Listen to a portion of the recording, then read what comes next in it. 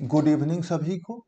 आज हम SSC GD target batch जो कि 45 डे का था उसके 15वें दिन है। तो आज आपका 45 दिन में से 15 दिन कंप्लीट हो चुका है, यानी यहाँ हम 1/3 में पहुँच चुके हैं और हमारा सिलेबस भी ऑलमोस्ट 1/3 या उससे ज़्यादा कंप्लीट हो चुका है।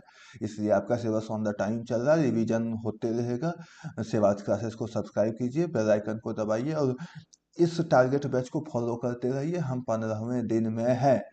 उम्मीद है आपने कल का होमवर्क पूरा कर लिया होगा। कल होमवर्क भी कम था, पॉलिटी में रिपीटेड होमवर्क था। आज हम देखेंगे इतिहास में। तो इतिहास में हम मॉडर्न हिस्ट्री में चल रहे हैं। तो हमने देख लिया कि अंग्रेजी राज्य का बंगाल में विजय, उसके बाद हमने देखा मैसूर में विजय, जहां पर द्वितीय आंग्ल मैसूर युद्ध में हैदर अली और चौथे आंग्ल मैसूर युद्ध में टीपू सुल्तान की मृत्यु हो चुकी थी। अब हम देखेंगे सिख और अंग्रेज।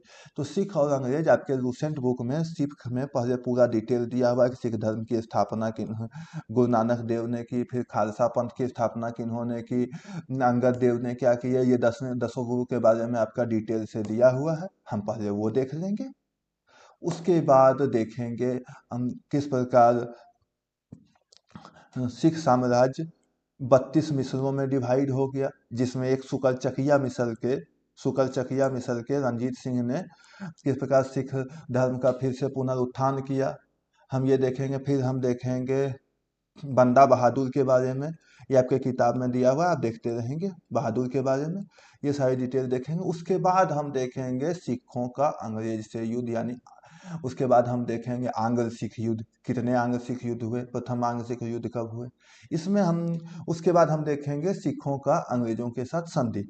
तो प्रथम आंग्ल विश्व युद्ध कब हुआ आपको पता है, 1845 से 1846 में। उसके बाद द्वितीय आंग्ल सिख युद्ध भी देखना है और आपको ये देखना है कितने आंग्ल सिख युद्ध हुए हैं, ये प्रश्न आता है। और 2-3 संधि भी आपके किताब में दिया हुआ है जिसे आप देख लेंगे, जिसमें मैंने यहाँ पर 2 सिर्फ नोट किया है। जिसमें है लाहौर की संधि जो कि 9 मार्च 1846 ईस्वी को हुई थी। उसके बाद एक संधि है भैरोवाल की संधि जो कि 22 दिसंबर 1846 ईस्वी को हुई थी। हम रंजीत सिंह के बारे में डिटेल से देखेंगे। उस प्रकार हम आज अंग्रेज और सिख को पूरा डिटेल में जब देख लेंगे तो हम जाएंगे भारतीय संविधान में। आज आपका हिस्ट्री में होमवर्क कम दिया हुआ है, उसका कुछ कारण है, वो आपको कल पता चलेगा, क्योंकि कल हम अंग्रेजों के गवर्नर जनरल देखेंगे। क्या देखेंगे? Governor general. गवर्नर जनरल जब देखेंगे तो उसमें डिटेल से देखेंगे कि कब कौन सा गवर्नर जनरल हुआ, बंगाल का पहला गवर्नर कौन हुआ, फिर बंगाल का अंतिम गवर्नर और प्रथम गवर्नर जनरल कब हुआ, फिर देखेंगे कि बंगाल का अंतिम गवर्नर जनरल और भारत का प्रथम गवर्नर जनरल कौन हुआ, फिर देखेंगे भारत का अंतिम गवर्नर जनरल और प्रथम वायसराय कौन हुआ, फिर देखेंगे कि स्वतंत्र भारत के प्रथम गवर्नर जनरल कौन हुए। ये सारे डिटेल हम कल से देखेंगे, इसलिए आज हमने सिलेबस को थोड़ा सा कम रखा है। और पॉलिटी में हम देखेंगे राज्यों का पुनर्गठन। आपको पता है देश स्वतंत्र हो चुका था, उसके बाद कुछ राज्य क्षेत्रों को सैनिक कार्रवाई द्वारा, कुछ को संधि पत्र द्वारा, कुछ को जनमत संग्रह के द्वारा भारत में शामिल कर दिया गया। उसके बाद एक नई मांग भारत में उठी कि भारत के राज्यों का पुनर्संरचनात्मक विवरण प्राप्त किया जाए और उन्हें नए ढांचे में बांधा जाए, यानी राज्यों का पुनर्गठन किया जाए। और इसमें फिर देखेंगे कि राज्यों के पुनर्गठन का आधार क्या हो। तो पहले प्रशासनिक कार्रवाई के आधार पर राज्यों का पुनर्गठन किया गया, और जब प्रशासनिक कार्रवाई से राज्यों का पुनर्गठन हुआ, उसके बाद एक डिमांड उठा कि भाषाई आधार पर राज्यों का पुनर्गठन किया जाए।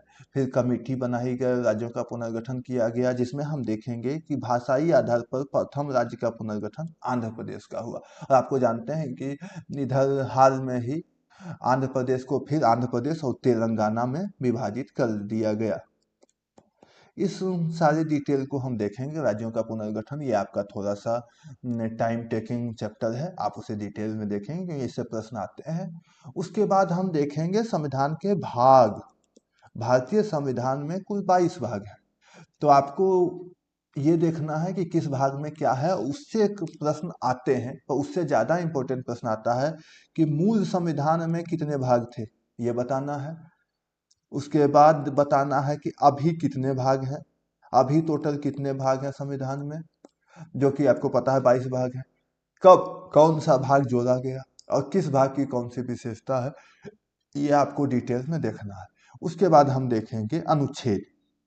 अनुच्छेद कुल 395 अनुच्छेद अभी हैं। आपको देखना है मूल संविधान में कितने अनुच्छेद थे।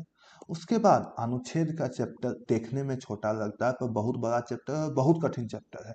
और आप एक बात मान करके चलिए कि अगर पॉलिटी में 4 से 5 क्वेश्चन भी आता है तो एक क्वेश्चन तो फिक्स है कि पॉलिटी में आएगा ही। इसे भारतीय संविधान के अनुसार राष्ट्रपति की चर्चा किस अनुच्छेद में की गई है, आपको पता है 55 में है।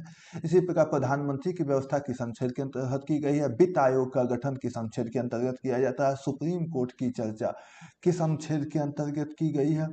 अनुच्छेद का सवाल मोस्ट इम्पोर्टेंट सवाल है और साथ ही साथ ये देखने में छोटा लगता है पर इसको कम से कम आपको 5 से 10 बार पढ़ना होगा।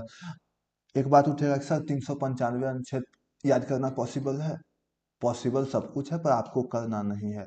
कुछ मोस्ट इम्पोर्टेंट अनुच्छेद हैं जो आपको याद होने चाहिए, जैसे अनुच्छेद 1, अनुच्छेद 2, अनुच्छेद 3, अनुच्छेद 55, अनुच्छेद 75, अनुच्छेद 164, अनुच्छेद 128।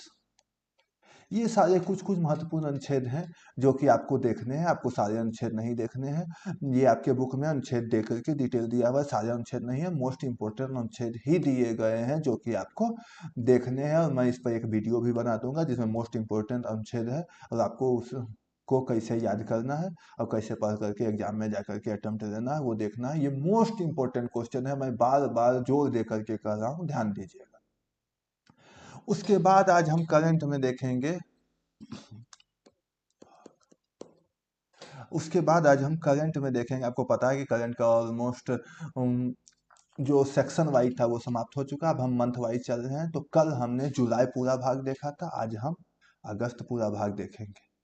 अगस्त में 1 अगस्त से लेकर के 31 अगस्त तक होने वाली सारी घटनाओं को देखेंगे और वस्तुनिष्ठ प्रश्न में हम आज 651 से 700 तक प्रश्न देखेंगे। आपके स्पीडी में अलग अलग एडिशन में लगभग 800, 850 से 900 प्रश्न होते हैं, आप देख लीजिएगा।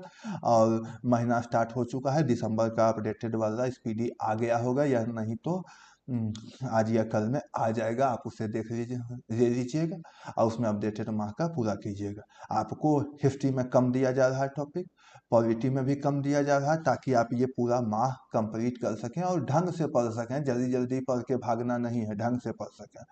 और वस्तुनिष्ठ प्रश्न में 651 से 700 तक करेंगे। मैंने आपको पहले ही कहा है कि आप पीछे जाएंगे, ABCD देखेंगे, आगे आएंगे, टिक मारेंगे। और रही बात कि सर प्रैक्टिस कैसे होगा, तो प्रैक्टिस के लिए प्रैक्टिस सेट यूज कीजिए। उसमें कितना नंबर आता है कमेंट करके बताइए, जो प्रॉब्लम है उसको बताइए, उसको सॉल्व किया जाएगा। और मैं भी एक बार ये सिलेबस खत्म हो जाए तो आपका 10 से 15 दिन GS के सारे PYQ करवा दूंगा कि कौन से प्रश्न आए हैं, कहाँ से आए हैं और वो आपके जो टारगेट दिया जा है उसमें कवर हुआ है कि नहीं, और अगर एक आध क्वेश्चन छूट गया तो वो आपको कैसे कवर करना है, ये सारे डिटेल देखेंगे। तो अधिक वीडियोज के लिए और वो सारे जो वीडियोज आने वाले हैं उसे देखने के लिए सेवाज क्लासेस को सब्सक्राइब कीजिए, मैथ और रीजनिंग के लिए सन्नी सर को सब्सक्राइब कीजिए और बेल आइकन को प्रेस कीजिए। धन्यवाद और पढ़ाई में मन लगाए रखिए।